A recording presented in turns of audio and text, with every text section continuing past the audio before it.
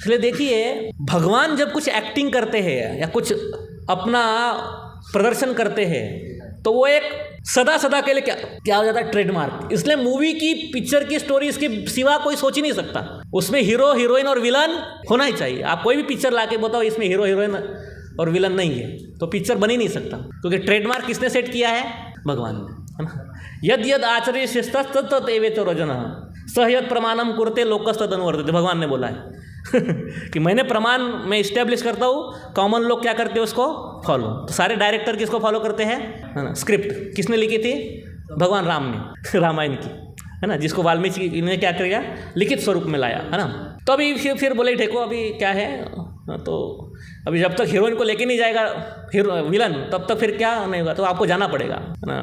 बोले जाएंगे कैसे, सीता माता इतनी पावरफुल थी, भगवान की अंश है, अर्धांगिनी है, भगवान की शक्ति है, और भगवान की शक्ति भगवान से भी क्या रहती है, पावरफुल है। इसलिए राम सीता पहले ना आता है, बाद में राम, सीता राम, लक्ष्मी नारायण, राधा कृष्ण, पहले स्थान किसका है, शक्ति का। राम एक बार वो रावण को माफ कर दे बस एनर्जी तो छू ही नहीं सकता रावण किसको, माँ सीता को, तो लेके जाने का सवाल ही नहीं उठता। तो बोले फिर कुछ तो करना पड़ेगा। तो फिर क्या हुआ, कॉन्फिडेंशियल मीटिंग में वो अग्निदेव को फ़ोन किया गया तुरंत।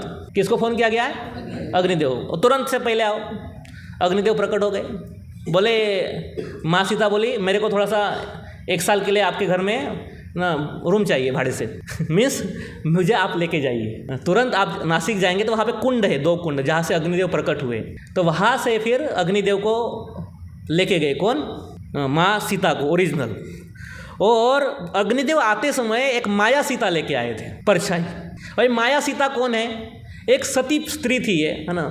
एक बार तपस्या कर रही थी, है ना, और तपस्या में इसका उद्देश्य क्या था कि मेरे को पति बनाना है, सिर्फ भगवान के जैसा व्यक्ति चाहिए, भगवान के अलग पर्सनैलिटी को मैं शादी ही नहीं करूँगी, ऐसे तपस्या कर रही थी। बहुत साल तपस्या कर रही थी, कठोर तपस्या कर रही थी।